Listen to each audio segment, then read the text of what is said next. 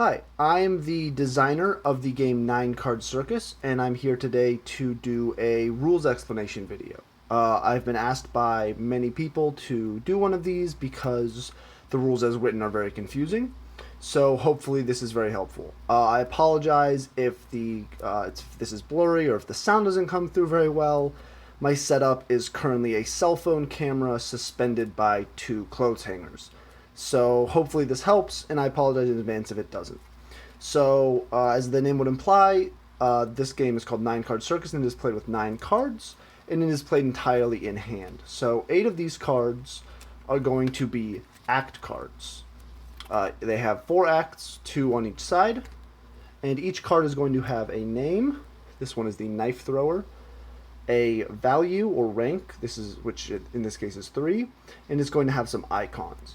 So there are 4 different types of icons, each representing a different burden. There is finances, basically money. There is safety, danger. There is animal welfare, and there is maintenance. So for each burden, there is an icon which sort of contributes to that burden. You're going to need to not go over these over the course of the game. And there are also square icons which reduce that burden. So in this case, the Lion Tamer will reduce your animal welfare and danger by 1, whereas a Knife Thrower would increase your financial burden and safety burden by 1. And then the 9th card is simply a year card. You're going to be going through 4 years in the game, and at the end of each year, you're going to be going through these steps. Basically checking to see if you've overburdened yourself, reordering things if you have, and otherwise just continuing to the next year or scoring. So, to start the game, first we should probably go into scoring. So, the way you're going to score your circus is by separating it into acts. So let's just say we have things, let me set things up a little better. Let's do, that's fine. That's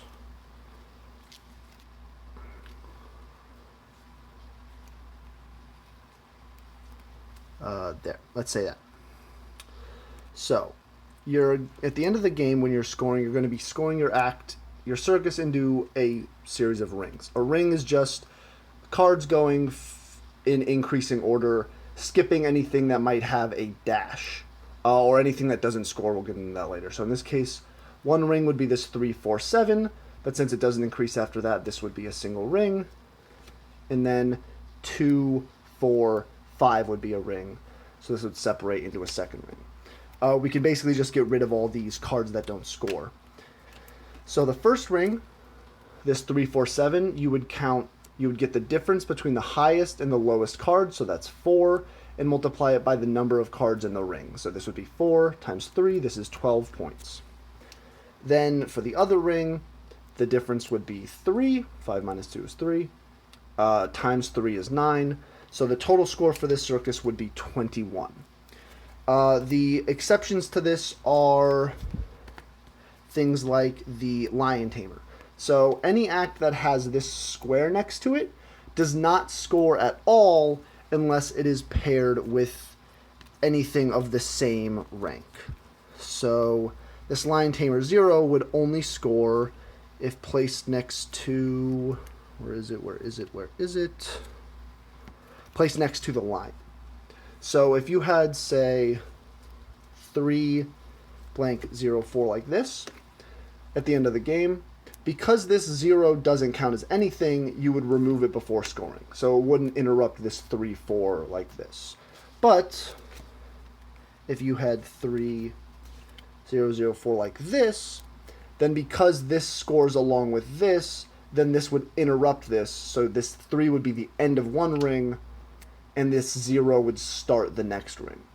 It's also important to note that these would still count as 2 cards. So if you just had a ring like this, the score would be 4 minus 0 times 3 cards equals 12.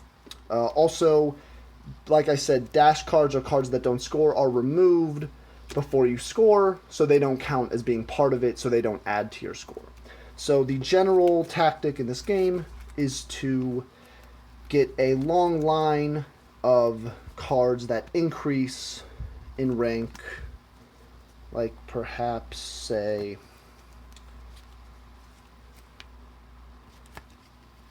something like this. So if in this case we would remove these for not scoring, so something like this would score 6 minus 0 with 6 times 1, 2, 3, 4, 5, 6. So this would be 36 points, which is very good. The like an excellent score in this game is probably going to be about 40 points, maybe 30 if you are playing with an advanced variant that I will go over at the end of the video. So now that we've got scoring covered, to set up the game, you're just going to shuffle the cards, flipping some, turning some. You can keep the year card out of it, but we'll just be setting it to the back anyway.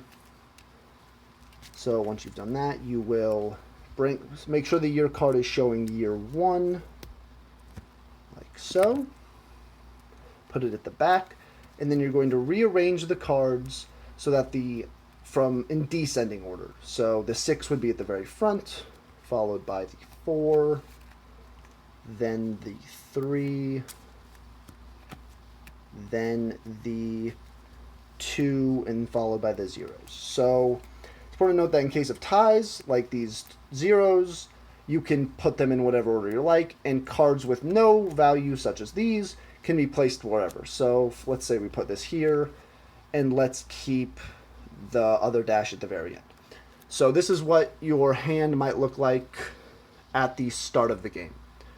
And so now you're ready to begin.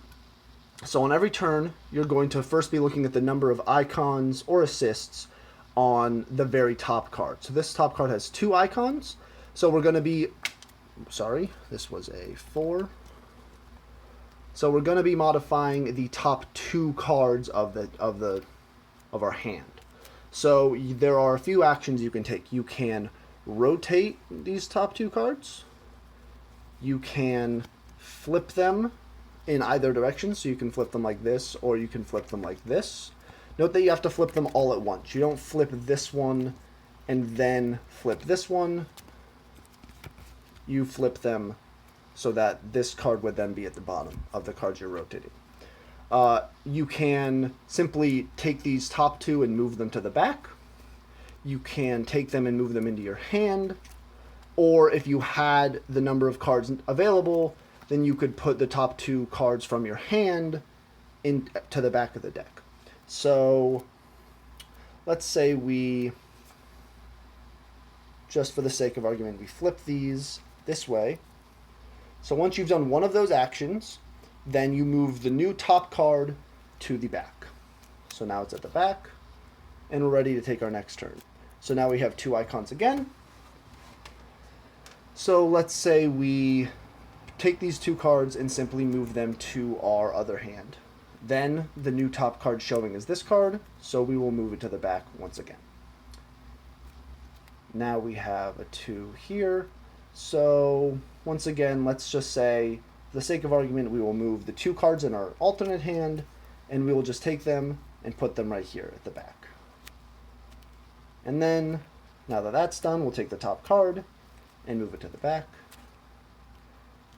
We have 2 icons again, so we can flip or rotate. Let's just say we rotate, then move the top card to the back, and now we have 1 icon, so we're only going to be affecting the top card. So realistically, the best place for this is either going to be in the middle of the deck as a 6 or a 5, or at the very beginning of the deck to try to get this 0. So I'm going to move this to my other hand, and then because this is the new top card, we put it at the back. So now the top card is the year card. So once we've done that, we will check our burdens. So for each burden, that's again finances, safety, animal welfare, and maintenance, you're going to check if any of those totals are greater than 3. There's a reminder here. And you're going to be doing the number of icons minus the number of assists. So first, let's check safety. So when you do not count anything in your alternate hand, so this would not count. So safety, we have 1, 2, 3. So we're safe there. Then we count maintenance. So that's this icon. So we just have 1. So we're safe there. We check animal welfare, only 1, so we're safe there. But then when we get to finances, we have 1, 2, 3, 4, 5, 6, 7. So that's obviously more than 3. So what we have to do is reorganize. So what that means is basically resetting these cards like you would at the beginning of the game. So in descending order, breaking ties the way you want to. So this 8 would go at the front, followed by this 4, followed by the 2, 3, oh, sorry, the 7 would go here. And then that's fine there. And so then once we've done that, we will advance the year by 1, and we will move this to the back. And so now we're at the start of year 2. Notice that this card is still in my alternate hand. So notice that I can't actually move this to the back because I have to I have to affect 2 cards. So if I had 2 or more cards, I could move them. But because I only have 1, I can't do this. So I have to affect these top 2 cards. Now, I could move these into my hand again, putting them on the top. You can't hold any more than 4 cards in this hand at once. But because this would only bring me up to 3, I could do that. I could rotate. I could flip in either direction. Or I could simply just do nothing and move them to the back. I think I will rotate. So I'll rotate these. And I'll send this right here. Sorry if we're having trouble focusing. If I haven't mentioned this before, my camera setup is a cell phone hanging suspended by 2 clothes hangers. So I apologize if there's any issues there. So now I once again have 2 icons. So I will flip this way.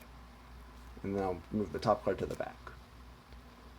And then I have a 6, so let me rotate this. Since it's only have 1 icon, I'm only affecting the top card. So I could, now that there's only 1 icon, I could simply move this to the back and then go, but I don't want to do that. So I'll simply rotate this and send this to the back of my hand. As a note, you can always look at any sides of any of these cards. You don't have to try to remember what's on any side of the card. If you're confused about what a certain action will do, you're allowed to look at the side of every card. So right now I have 2 icons, so I will flip this way, move to the top. Now notice that this 5, this strongman, doesn't have any icons on him. So that means we can't actually do anything. We can't take any action. And if you can't take any action, you must pass. So if we're just pass, then we still move the top card to the back. And now we're at 2, so we have to affect 2 cards. So just for the sake of argument, let's say this, and then here. Now, once again, we have 3 icons at the top, which means we would have to affect 3 cards. We can't move 3 cards over from our alternate hand, and if we rotated or flipped any of the top 3 cards, we'd be affecting this year card. So we can't do any of those actions. So once again, we have to pass. We move this to the back. And once again, we are at the end of the year. So we check each icon. So let's check safety. So the total number of actual burdens are the ones in circles. So that's 1, 2, minus these assists, which are in squares. So this would be 1, 2, minus 3, negative 1. That's obviously less than or equal to 3, so we're safe there. And as you can see, we are safe in maintenance because it's 1, 2, minus 1 is 1. Animal welfare is just a minus 1, which is a negative 1. And finances is just 2. So we're safe on all counts, so we don't have to do any reorganization. So we simply advance this to the next year, and then we start again. So now I think I will move this card that's been in my hand to the back of the deck. So notice that this is the 3rd year. So in the 4th year, I'm going to be able to rotate this to the lion side. And it'll be at the very beginning, so it'll be starting a hopefully very profitable circus. So I'll put 1 here. And then now the top card is moved to the back. So now I have a 4 here. Is there anything else I'd like to do with this? So it's possible, if I could, I'd like to try to move the lion tamer close to where the lion will be. But I won't be able to do that. So instead, just to show all the things you can do, I will just move these top 2 cards to the back. That's an option you can take. And then, but still, this is the new top card, so you automatically move that to the back as well. So by passing, I'm actively moving these 2, but then as the end of the turn, I then move this card to the back. So just to show that again, as my action, I simply move these top 2 cards to the back of the deck, and then as the end of my turn, I have to move the top card to the back of the deck. And then this, I can't do anything, so this simply just moves to the back. This, I have to rotate, flip, or take it into my hand. I will simply rotate it like this and move it to the back. And then because, once again, we cannot take any actions here, we're forced to pass, so we move this to the back. So once again, we would check all of our burdens. And we are once again safe. Our safety is still at a -1, which is fine. Our animal welfare is at a -1. Our finances are at 2. And our maintenance is at a 1, 2, 3, and then -1 is a 2. So none of them are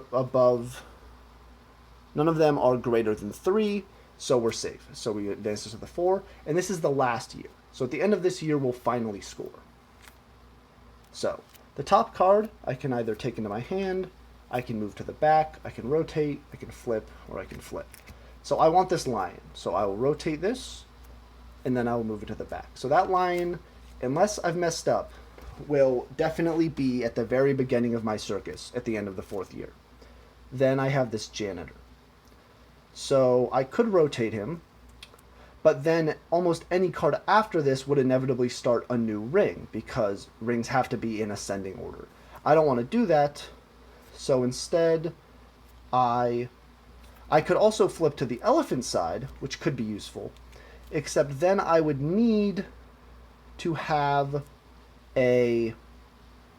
because this would bring my total of animal welfare burden up to 4, I would need to be very careful to have a assist to bring it back down to 3 or lower.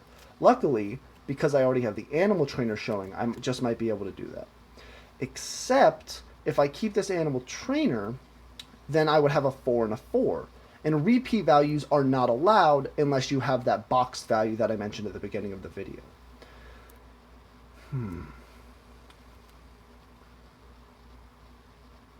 So I will just flip to the crier. So the crier is not really going to score me any points, and he's also not incredibly necessary because I'm not in danger of overburdening myself with finances, but he also doesn't get in the way. So I'll flip him, and then I'll move the top card to the back of the deck. So now I have my animal trainer and safety measures. So here's a problem. I need some variety of animal training. Well, okay, so what I'm going to do is I'm going to flip these to this side. So this, and then I will move the top card to the back. So notice that when we're checking the score at the end, we'll be removing this card, so these 2 will be considered adjacent. So these zeros will both score. And I've got an extra safety assist, which means that I won't be overburdened when checking both the 0 and the 9. However, now I have to make sure not to get any extra dangers, or else I'll be in trouble. So what do I do now? So I have to affect 2. So I could flip. I could flip this way. I could rotate. Or I could simply pass. And I think I'll just pass for the sake of simplicity. So, well, not pass. I will move these top 2 cards to the back. This is not passing. Passing is when you cannot do anything. Sorry, I misspoke. Passing is when you can't do anything and take no action. But when you move these 2 cards to the back of the deck, that's not passing. So I'll do that. And then the top card is the 5, which automatically is moved to the back. So now I'm facing these rats and roaches. So, I can't. If I rotated it this way, then I'd be in trouble because at the end of the year, my total would be 1, 2, 3, 4, 5. Minus 1 is 4, so I'd have to reorganize. But reorganizing, as you might have noticed, will automatically bring your score to 0. Since if you're in descending order, none of your cards will score anything. So I can't do that. But I can safely flip to this. So I'll just do that, and then I move it to the back. And then I can't do anything with this 9, so I have to pass, and that gets moved to the back. So at the end of the 4th year, we do a final check to make sure we haven't overburdened ourselves. Obviously, that's not a danger for finances, it's not a danger for animal welfare, not a danger for maintenance. And if we check our safety, that is 1, 2, 3, minus 1 is 2, and then 3. But as long as we are less than or equal to 3 for the burden, then we're fine. So we don't have to reorganize, and since this is the end of the year, end of the 4th year, we now score. So we can put this aside and continue to scoring. So first, we remove all of these dashes because they do nothing. And then we would remove any squared acts that aren't going to score. That would be this, but because it's adjacent to the same number, then it will score. So that means all these cards are going to score, so we have a single ring, and we will score it. So we'll look at the difference between the lowest number and the highest number, so that's 9, and we will multiply that by how many cards are in that ring. So that's 1, 2, 3, 4, 5 cards. So that would be 9 times 5, which is 45 points, which is a good score. So that should be the entirety of the rules. Hopefully this helped. If you've played this game a few times and you think you've got a good handle on it, the advanced variant, which I don't know is mentioned in the rules, is to play without being able to take the action of moving the front cards to the back. So let's say I'm faced with something like this. Normally, if I wanted to, I could take these 2 cards and move them to the back. But with the advanced variant, that option's never available. So you have to make sure to plan in advance very carefully because you aren't allowed to just freeze cards by just saying, well, I like these cards, I'll move them to the back. That's not allowed anymore. And if you're still interested, you can play the, I believe, 8 campaign missions. I've written some campaign missions that modify the rules in certain ways, like you have to score 2 different rings, or you have to score, you have to have absolutely no, your total of safety can be no more than 0, things like that. Other than that, I believe that's all the rules. I hope that you found this video helpful. If you still have comments or questions, my BGG username is acharlie1377. That's acharlie1377, and this game is 9 Card Circus. Thanks for watching.